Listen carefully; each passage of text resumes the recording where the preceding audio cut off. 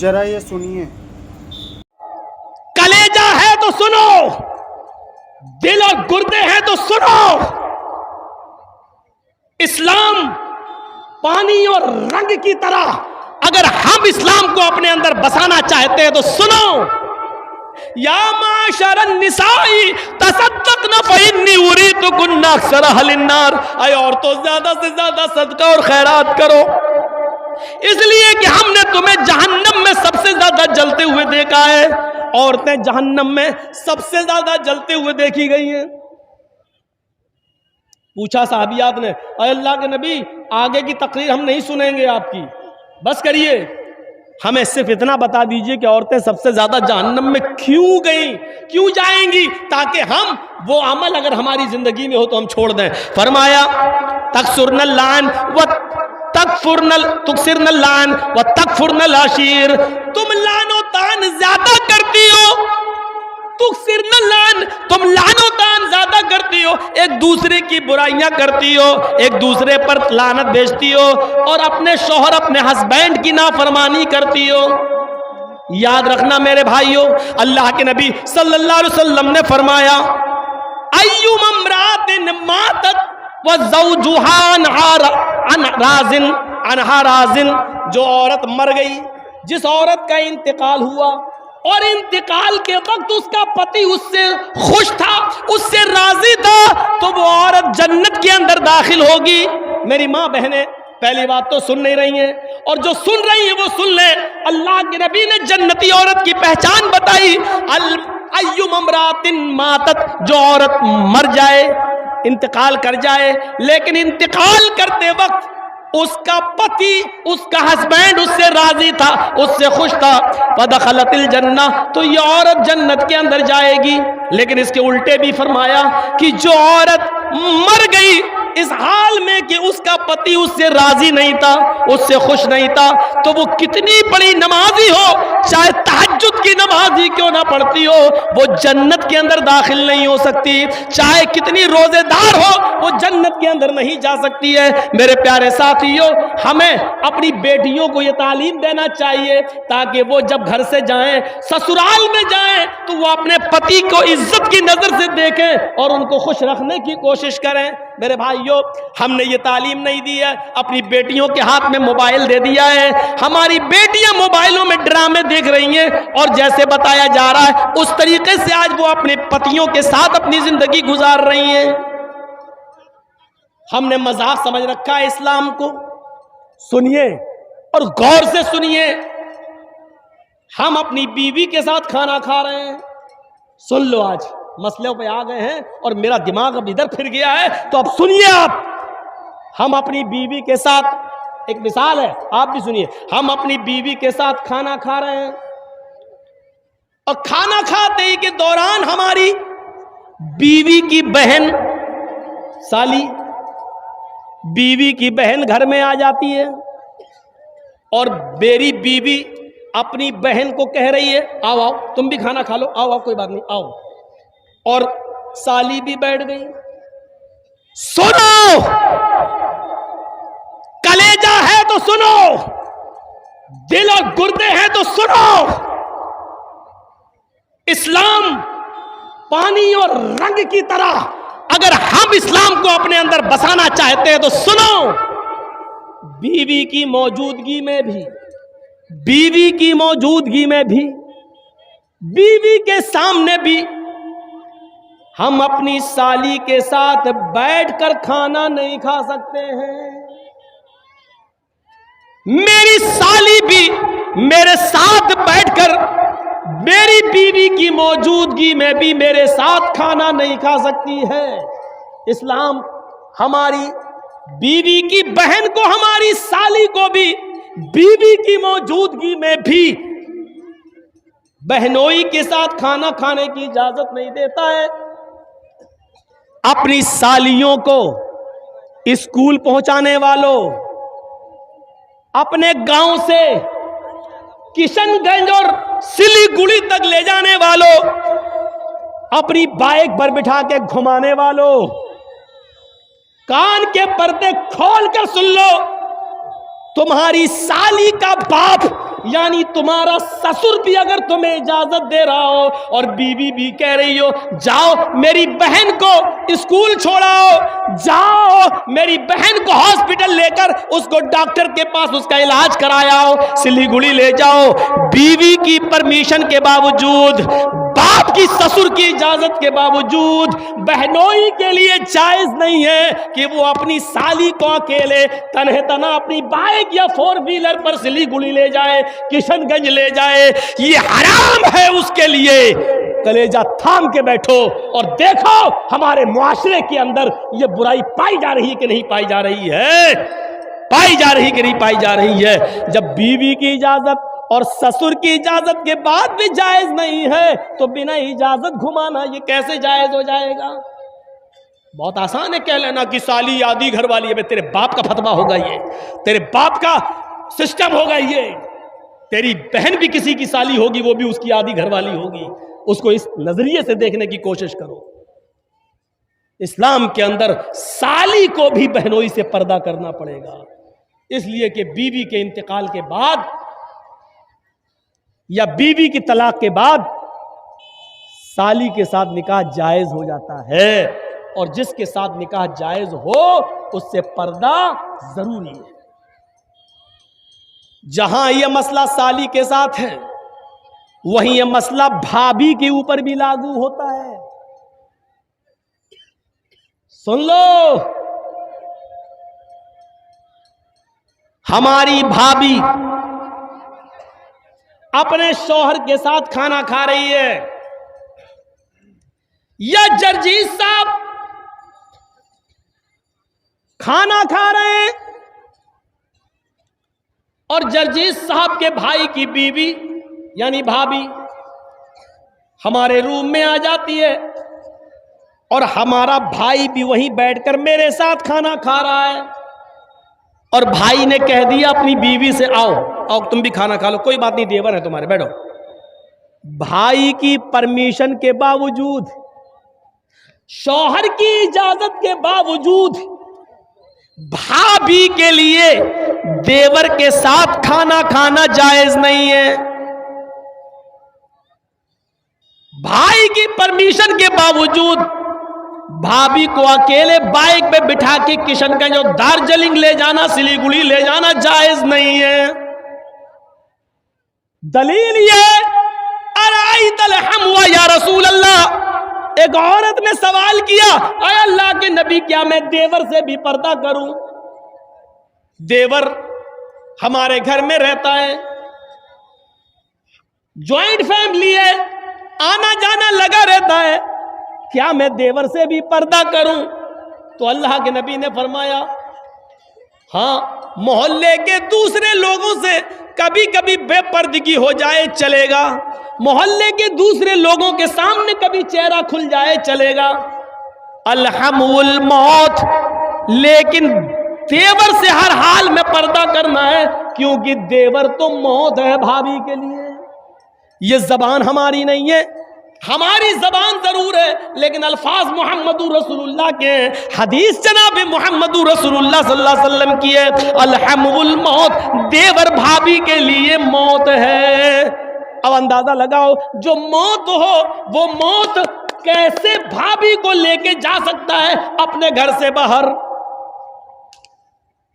صاحب میرے بھائی نے اجازت دے دی، یہاں بھائی کی اجازت نہیں چلے گی، یہاں شریعت کا حکم چلے گا، شریعت کا حکم۔ ہم ان چیزوں پر غور کریں، سوچیں کیا اسلام کے ساتھ ہمارا تعلق یہ ہے؟ یا ایھا الذین آمنوا ادخلوا فی السلم کافہ، ایمانو والو تم اسلام کے اندر پورے کے پورے داخل ہو جاؤ۔ بچوں کے ساتھ ہمارا تعلق کیا ہے؟ فرمایا جب تمہارے گھر میں بچہ پیدا ہو، جب تمہارے گھر میں بچہ پیدا ہو تو 7ویں دن اس کا عقیقہ کرو، اس کے سر کے بال کاٹو، پورا ٹکلا 7ویں دن اس کے سر کے سارے بال چھلو، اور بالوں کے وزن کے برابر چاندی غریبوں اور مسکینوں میں تقسیم کرو، مان لیجئے سارے بال ہم نے کاٹے اور 5 گرام ہوئے، تو 5 گرام چاندی یا 5 گرام چاندی کی قیمت غریبوں میں مسکینوں میں دی جائے گی، اور یہ اسلام کا ایک حصہ ہے، اس سے آپ بچ نہیں سکتے ہو۔ 7ویں دن اس کا اچھا نام رکھو، گڈو پپو نہیں، ٹوئنکل نہیں، لڑکیوں کے نام اوئیٹی سوئیٹی نہیں، اچھا نام رکھو، نام کا اثر پڑتا ہے، قیامت کے دن ناموں سے بلایا جائے گا۔ اچھا نام رکھو جس کا معنی اچھا ہو۔ جب 7واں دن ہو جائے تو اس کا عقیقہ کرو، اور مسئلہ یاد رکھنا، عقیقہ صرف 7ویں ہی دن ہے، 14ویں دن کی دلیل نہیں ہے، 21ویں دن کی دلیل صحیح نہیں ہے کہ 7ویں دن طاقت نہ ہو تو 14ویں دن کر لو، 14ویں دن نہ ہو تو 21ویں دن کر لو، نہیں، عقیقہ صرف 7ویں دن ہے، اور 7ویں دن کسی مجبوری کی وجہ سے اگر آپ نہیں کر سکے تو جب تمہیں موقع ملے، جب تمہارے پاس مجبوری ختم ہو جائے اس وقت کر لو۔ 7ویں دن نہیں کیا اور 8ویں دن مجبوری ختم ہو گئی تو 8ویں دن کر لو، 9ویں دن مجبوری ختم ہو گئی تو 9ویں دن کر لو۔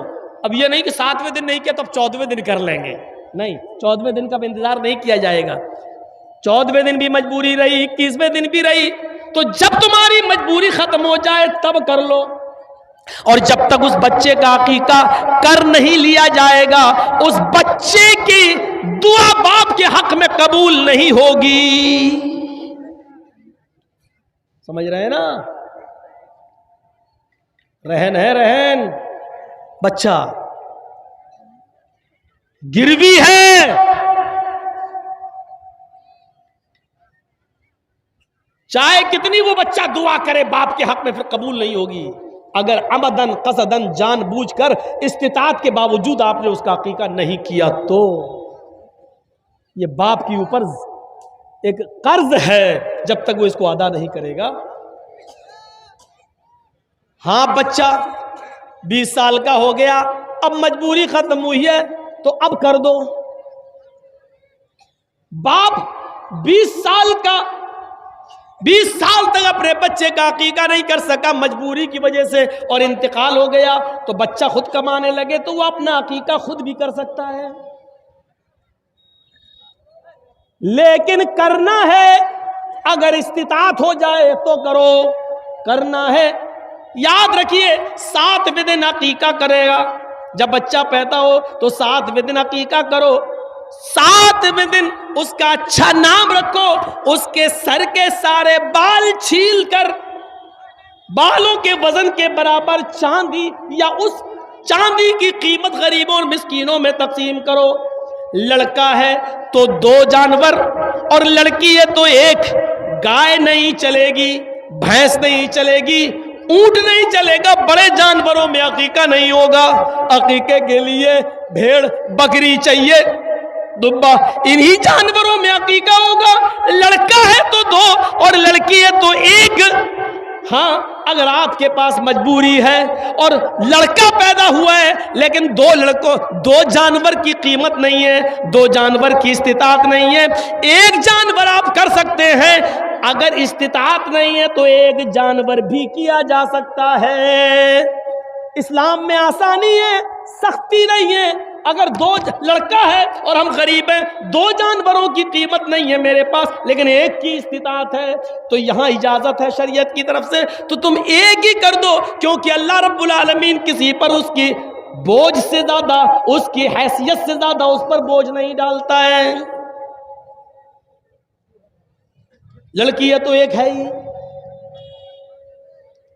میرے بھائیوں، پھر حکم ہوتا ہے جب تمہارا بچہ زبان چلانے لگے، کچھ تھوڑا تھوڑا بولنے لگے، تو سب سے پہلے اس کی زبان سے اللہ اللہ نکلواؤ۔ 6-7 مہینے کے بعد بچے تھوڑا تھوڑا بولنے لگتے ہیں، تو اس کی زبان سے اللہ اللہ اللہ نکلواؤ۔ اور جب بچے کی زبان تھوڑی صحیح ہو جائے تو اس کو لا الہ الا اللہ سکھاؤ، اس کو لا الہ الا اللہ سکھاؤ۔ ہم کیا سکھا رہے ہیں؟ 4 سال کا ہو گیا، happy birthday to you. کتنا گدھا ہے یہ باپ، اور میں گدھا کہہ دیا ہوں۔ جس کو برا لگتا لگتا رہے، جس کو مرچی لگ رہی لگتی رہے۔ اب بتائیے گدھے میں عقل نہیں ہوتی ہے؟ گدھے میں عقل ہوتی ہے کہیں؟ ہارن بجاؤ تو گدھا وہیں آئے گا جہاں گاڑی گھوم رہی ہے، ٹی ٹی اور آئے گا گاڑی کے پاس، اس میں عقل نہیں ہے۔ یہ بتاؤ آپ کا بچہ 5 سال کا ہو گیا، آپ اس کا برتھ ڈے بنا، happy birthday to you. تیرا بچہ اللہ کی طرف سے 80 سال کی عمر لے کے آیا تھا، 5 سال اس کی کم ہو گئی ہے، اب اس کی عمر 75 سال رہ گئی ہے اور تو خوش ہو رہا ہے۔ وہ اپنی زندگی کے 5 سال کم کر چکا اور تو خوش ہو رہا ہے۔ اگلے سال وہ 6 سال کا ہو گیا، پھر تو کیک کاٹ رہا۔ وہ 1 سال اپنی زندگی کا اور کم کر چکا، تو کیک کاٹ رہا، خوشیاں منا رہا ہے۔ اس سے بڑا بے وقوف اور اس سے بڑا گدھا باپ کون ہوگا جو اپنے بچے کے جنم دن پر کیک کاٹ رہا ہے؟ 1 سال اس کی زندگی کا کم ہو رہا ہے اور یہ خوشیاں منا رہا ہے۔ میں سمجھتا ہوں اس سے بڑا گدھا کوئی باپ ہو ہی نہیں سکتا۔ اتنا برا لگ رہا ہوگا جنہوں نے ہیپی برتھ ڈے، اب ہے تو ہے، ہم کیا کریں؟ قرآن نے بھی مثالیں دی ہیں جانوروں کی، اولئک کالانعام بل ہم اضل، یہ لوگ چوپایوں کی طرح بلکہ ان سے بھی زیادہ گئے گزرے۔ قرآن نے مثال دی ہے، ہم کیا کریں؟ الدنیا جیفت المیت، یہ دنیا مری ہوئی لاش ہے، وطالبها کلاب، اور اس دنیا کے پیچھے گھومنے والے، اس دنیا کی دولت میں مگن رہنے والے، اس دنیا کو طلب کرنے والے اور اس دنیا کو چاہنے والے کتے ہیں۔ طالبها کلاب، اللہ کے نبی کہہ رہے ہیں اس دنیا کو چاہنے والے کتے ہیں، کتے۔ اب ہم کیا کریں؟ اللہ کے نبی کہہ رہے ہیں، ہم کیا کریں؟ عقل جس کے اندر نہیں ہوتی ہے وہ جانور گدھا ہے۔ اب گدھے والا کام ہم کر رہے ہیں۔ بہت سے گدھے تو اتنے بڑے پڑے ہیں کہ 85 سال کی عمر میں بھی اپنا برتھ ڈے بنا رہے ہیں، 1-2 سال کے اور رہ گئے مرنے والے، پھر بھی لمبی عمر کی کامنا کر رہے ہیں۔ اسی لیے فرمایا کہ جب تمہارا بچہ زبان صحیح کر لے، بولنے لگے تو لا الہ الا اللہ سکھلاؤ۔ جیسے جیسے اس کی عمر بڑھ رہی ہے عمل بھی ایسے ایسے بتاؤ کہ وہ جنت کے قریب بھی ہوتا جائے، جہنم کے قریب نہ ہو، جنت کے قریب جائے۔ اب حکم ہوتا ہے لا الہ الا اللہ سکھاؤ۔ اب حکم ہوتا ہے جب تمہارا بیٹا 7 سال کا ہو تو اس کو وضو کرنا سکھلاؤ، نماز پڑھنا سکھلاؤ، اپنے ساتھ اس کو انگلی پکڑ کے مسجد میں لے جاؤ، اس کو نماز کی عادت ڈلواؤ۔ کبھی پڑھے گا کبھی چھوڑے گا، کبھی پڑھے گا کبھی چھوڑے گا، کوئی بات نہیں، سختی بہت زیادہ نہیں کرنا ہے، لیکن لے کے جانا ہے، عادت ڈلوانا ہے۔ اب 3 سال تک یہ عادت ڈلواؤ، جب اس کی عمر 10 سال کی ہو جائے تو اب سختی کرو گے۔ جب وہ 10 سال کا ہو اور نماز نہ پڑھے تو پیٹ پیٹ کر، مار مار کر اس کو مسجد میں لے جاؤ۔ 10 سال کے بعد پھر نماز معاف نہیں ہے، 10 سال کا ہو جائے تو اس کو مسجد کی طرف لے جاؤ، اس کو مارو۔ 10 سال کا بیٹا نماز نہ پڑھے تو باپ مارے، 40 سال کا باپ نماز نہ پڑھے تو کون مارے؟ دادا تو مر گیا بیچارہ، وہ تو اس دنیا میں نہ رہا۔ یاد رکھو جو 40 سال کی عمر میں باپ نماز نہیں پڑھ رہا ہے تو اس کا 10 سال کا بیٹا کیسے نماز پڑھے گا؟ یہ اولاد کے ساتھ ہمارا اسلام کے ساتھ کنیکشن کیسا ہے؟ کیا پانی اور رنگ کی طرح ہے یا پانی اور پتھر کی طرح ہے؟ ذرا تصور کریں۔